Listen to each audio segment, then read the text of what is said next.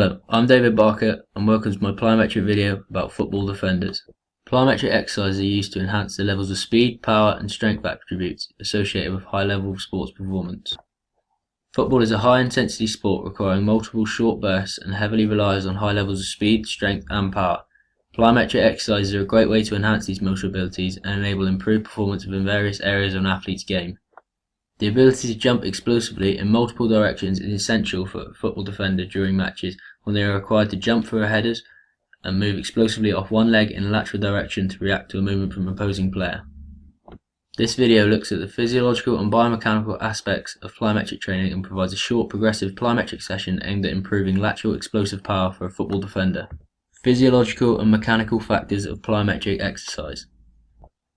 Plyometric exercises utilize the stretch shortening cycle in order to produce large reactive forces. The stretch shortening cycle employs both the energy storage of the series elastic component and stimulation of the stretch reflex to facilitate maximal increase in muscle recruitment over a minimal amount of time. There are three phases involved in the stretch shortening cycle. These include the eccentric phase, the amortization phase, and the concentric phase. A fast rate of muscular tendinous stretch is vital to muscle recruitment and activity resulting from the stretch shortening cycle. The series elastic component, as shown as SEC in this image, when stretched, stores elastic energy that increases the force produced. The contractile component, as shown as CC in this image, is the primary source of muscle force during concentric muscle action. The parallel elastic component, as shown as PEC in this image, exerts a passive force with unstimulated muscle stretch. In summary, plyometrics refers to exercise that enables a muscle to reach maximum force in the shortest possible time. The muscle is loaded with eccentric lengthening action, followed immediately by concentric shortening action. Considerations for plyometrics. There are many considerations to take into account when taking part in plyometrics to consider the health and safety of all those taking part within the session. Firstly, the training age. If participants are young, only low plyometrics are recommended. However, the volume and intensity should increase with older athletes. Next, gender. For example, woman due to having a greater Q angle at the pelvis, which in turn will place greater valgus knee stress and may also increase the chances of ACL rupture. Surface in which plyometrics is taking place is also essential. There needs to be some degree of softness. For this, gymnastic mats are ideal, grass is suitable, hard surfaces such as concrete should never be used. In addition to this, the footwear that the participants are using must also be adequate, must have cushioning and be well fitted. The final two considerations are the body weight of the athletes.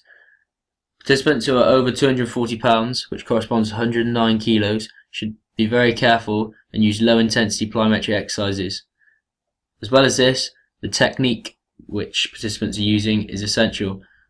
A participant must be instructed on proper technique before commencing any plyometric exercise. They should be well rested and free of injury in any limbs. Warm-up for plyometric exercise. The warm-up is essential prior to plyometric exercise due to reducing injury risk and also optimizing performance levels. The most generally used warm-up protocol is the ramp warm-up, which consists of raising the heart rate, activating, mobilizing and potentiating the muscles. Firstly comes the raising of the heart rate. This will be completed for about 3 to 5 minutes, ensuring that heart rate reaches about 70 to 80% max heart rate. Next will come the activation and mobilization phase. Begin this with back step lunges with twist. Perform 5 repetitions on each leg. Next is high knees. Perform 10 repetitions on each leg. Next, perform 10 repetitions of bodyweight squats.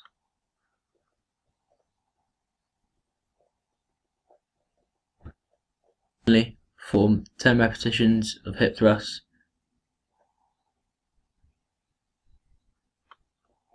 The first exercise selected for this plyometric session was two-footed lateral hurdle jumps. This was a low intensity exercise, therefore can be used as a potentiation phase of the warm-up. The relevance of this exercise to football is single leg loading in an outstep when players are changing direction to react to a stimuli, or lateral shuffle during matches. This is the two-footed lateral hurdle jump from a frontal view. The main coaching points for this exercise are feet shoulder width apart, hip, knees and ankles aligned, block arms and coordinate arm lift, triple extension, land with minimal joint angles, and minimize ground contact time to increase explosive power.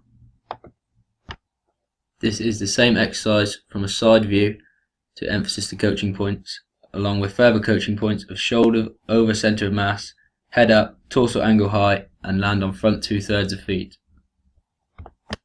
Progression from this exercise is into single leg lateral hurdle hops. Progression 1. Single leg lateral hurdle hops. This exercise is now a much more intense exercise because we're working unilaterally, but the aims are still to minimize ground contact time and stabilize the body. In addition to this, we aim to remember the coaching points from the previous section, which are hip, knee and ankle aligned.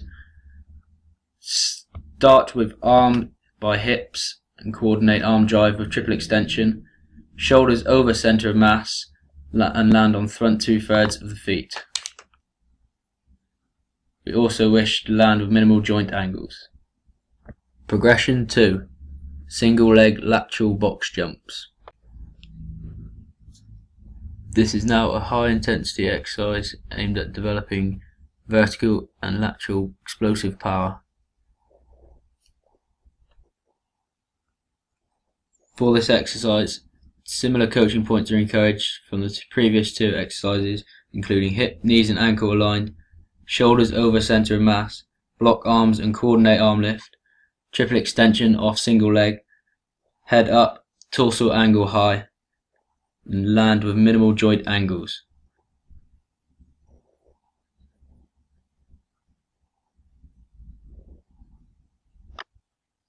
Here is the exercise again from a side view to re-emphasize these same coaching points.